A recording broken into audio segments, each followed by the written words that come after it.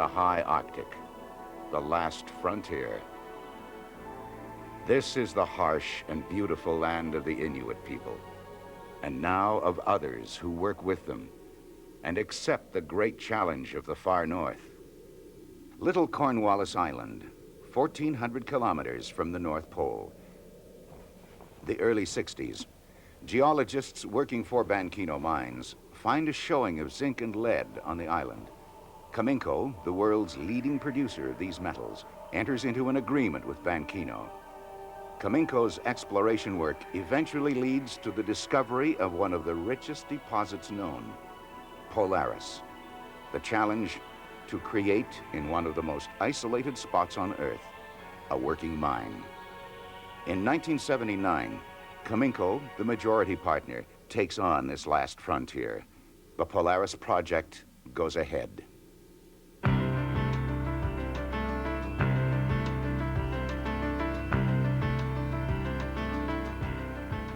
Polaris, in Canada's high Arctic. A fragile environment where every care is taken to ensure that man's most northerly industrial venture will have minimal impact on nature. November 1979, Cominco selects Bechtel Canada, builders of Cominco's Black Angel mine in Western Greenland, to provide engineering, procurement, and construction management services. Cominco's requirements for the operating mine: a process plant, storage for the ore concentrates, accommodations, a dock. The time frame, no more than 2 years. At the time of arrival of the barge at LCI, the berthing basin... The project plan: build the process plant in southern Canada on a barge, then tow it nearly 5,000 kilometers to the Polaris mine. A daring plan, the first ever attempted in the Arctic, which would allow the mine to start up 1 year early.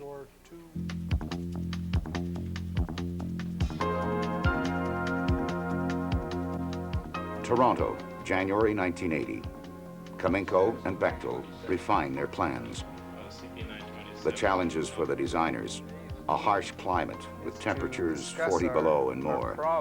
A brief shipping season, about 8 weeks a year. Above all, time.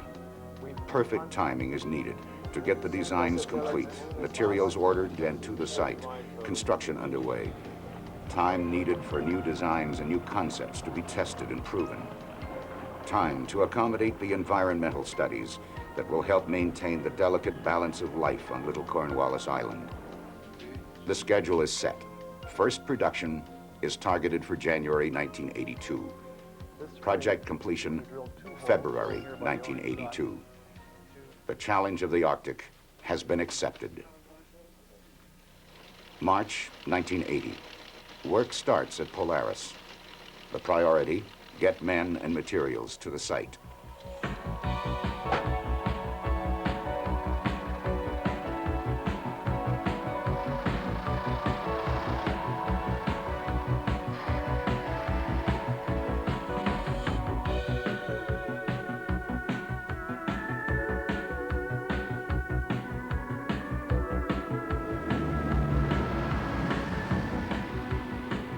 From their staging point in Yellowknife, cargo planes land on the sea ice at Polaris, bringing food, fuel, and supplies for the 60-man crew.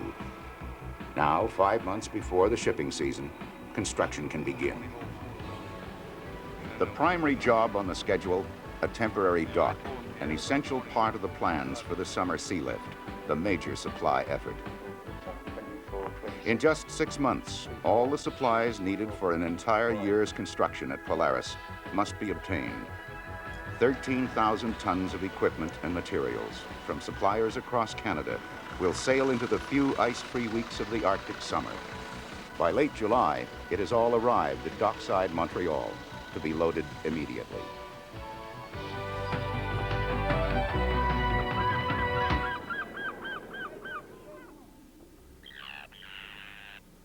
August 1980, the Polaris site.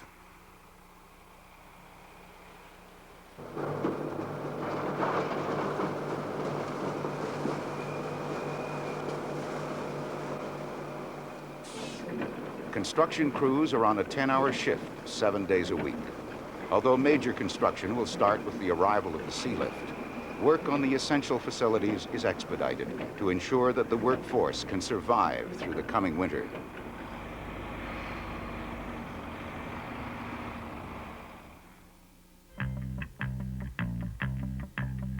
As the first ship of the sea lift cuts through Lancaster Sound, stevedores from southern Canada arrive at Polaris to meet her.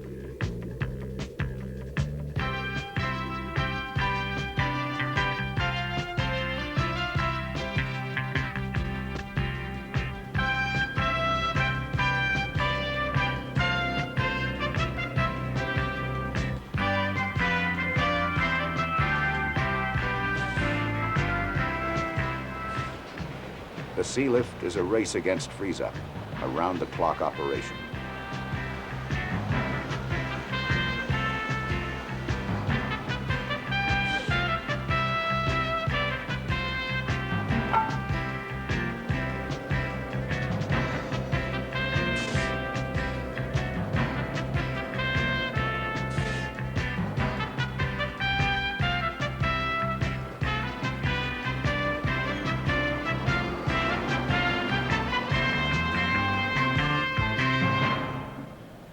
In less than 3 weeks, 4 ships discharge their cargo, and 13,000 tons of materials come ashore.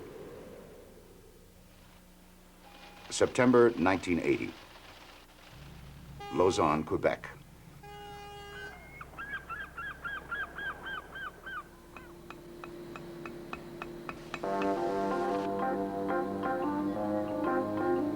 Shipbuilders put the final touches on the barge that will carry the process plant and support facilities. A barge the size of a football field.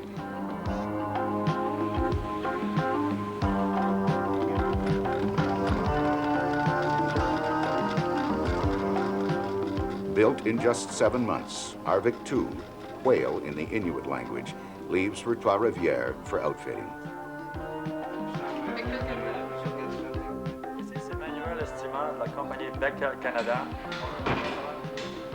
Trois-Rivières, 120 kilometers up the St. Lawrence.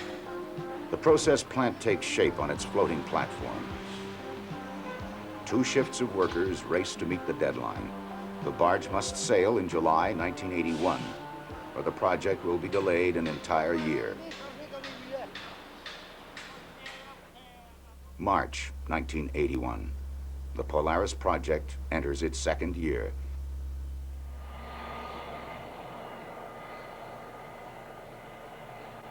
Another way is found to advance the schedule, to provide for an early startup. An ice strip is built on Garrow Lake, 3 kilometers from the site. Now, critical materials not due until the summer sea lift can be flown in. The workforce has increased to 250 as the construction accelerates.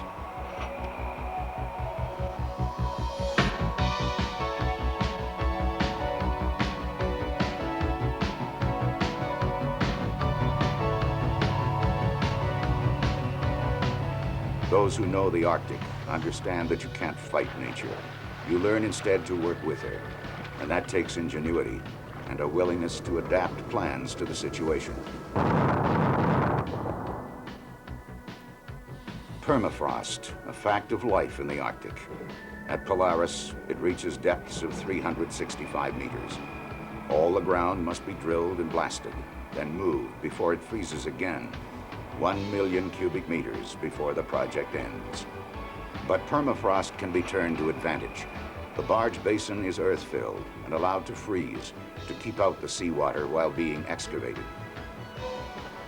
The hallmark of the Polaris project, its innovative design, developed to meet the demands of the Arctic.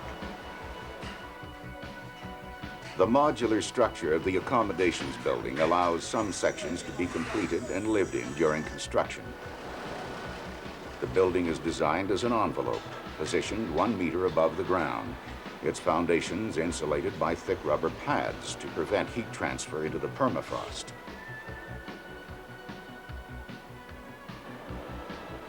The dock with its 14-meter draft must face intense pressures from the sea ice. Its design, interconnected cells 26 meters in diameter. Its core of fill will be quickly turned to permafrost through an accelerated freezing system developed on the project.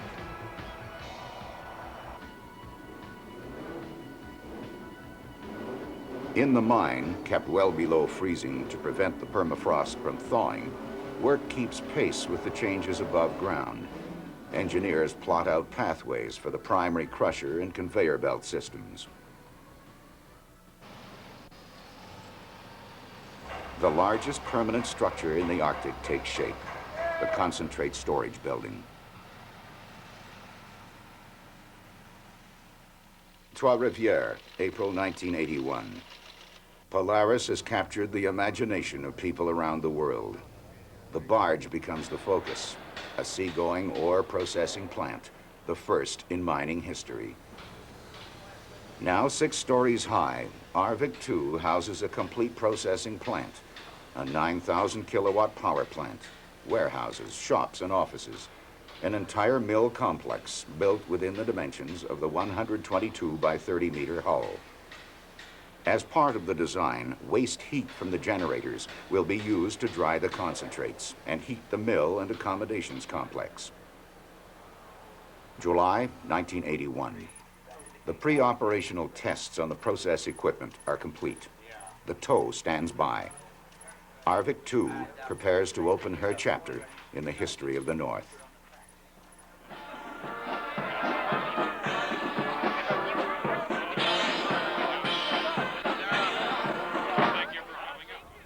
I therefore commission this vessel, the Arvik 2, and entrust her into your hands. May she fulfill all the promise that sails with her. Bonne chance et bon voyage.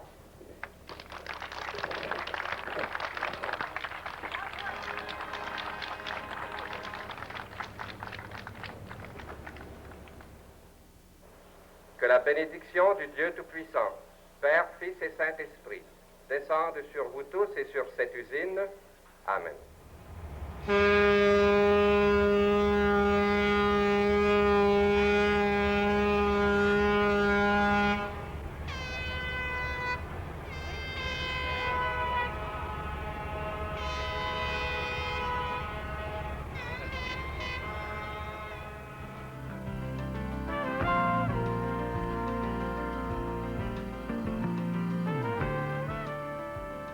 Ushered by 2 powerful ice-reinforced tugs, Arvik 2 leaves on the most audacious of voyages, a 28-day trip into the Northwest Passage. Her route runs down the St. Lawrence to the Strait of Belle Isle, the Labrador Sea, up Davis Strait to the top of Baffin Bay, into Lancaster Sound, and on to Little Cornwallis Island. Polaris, August 1981. The first ship has already berthed at the new dock. This year's sea lift has brought in the last construction materials and the operating supplies for the mining complex. Cominco begins to stockpile the raw ore. Most of the major structures are complete. Much of the detail is done. Polaris is a nearly completed project. Everything in place, waiting.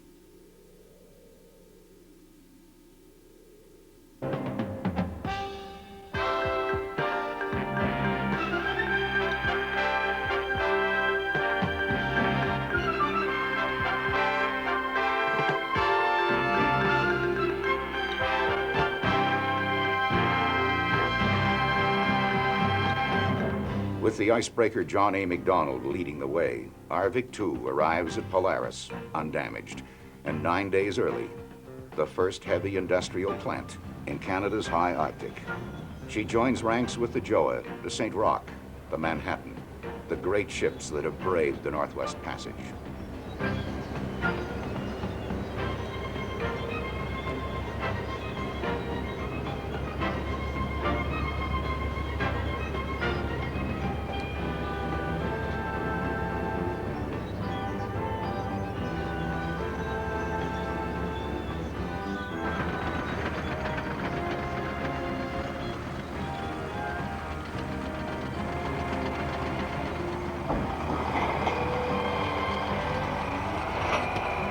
The ice is cleared, the last checks made.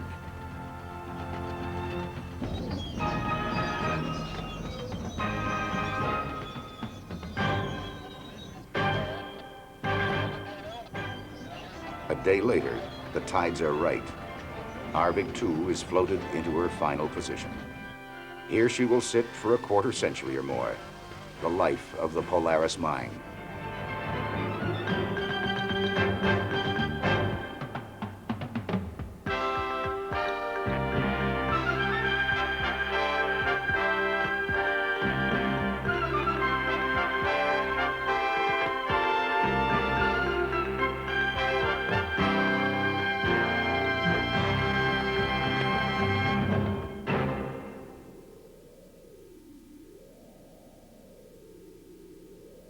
September 1981. The first winter snow flies. The links to the barge and the conveyors to the dock are all that remain to be built.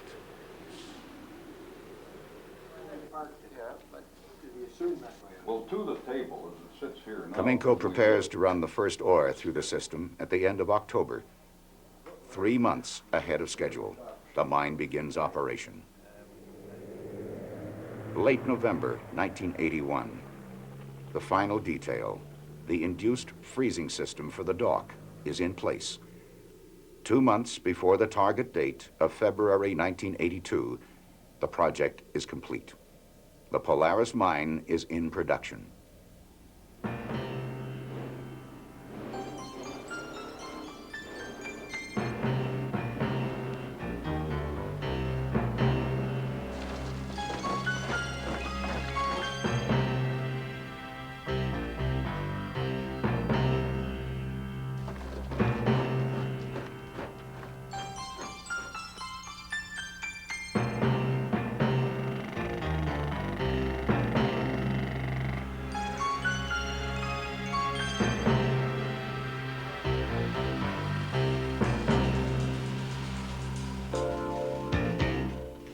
Polaris, the northernmost base metal mine in the world. The reserves, an estimated 23 million metric tons combined ore.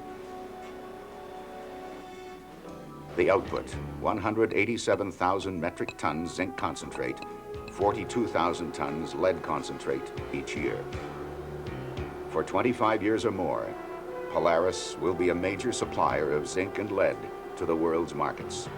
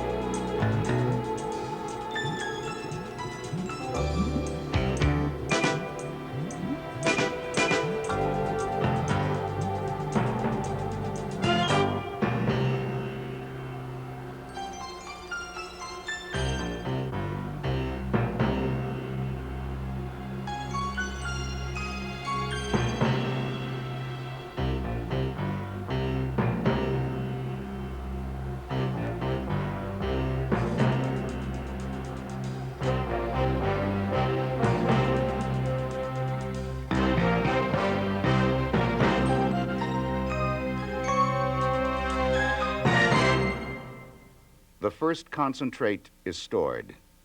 The Polaris project is over. But the story of the Polaris mine is just beginning.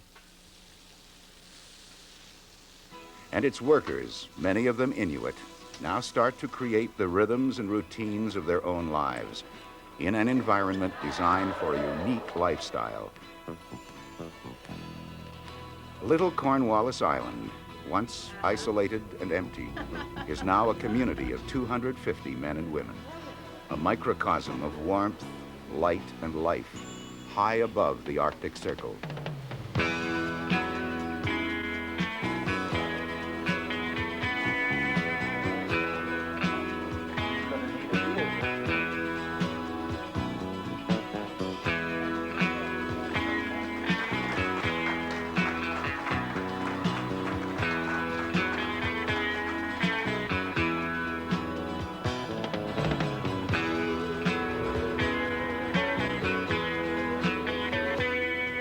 has always sought to know his world better, to test its limits, meet its challenges, to explore its frontiers. Polaris has rolled back those frontiers for the future.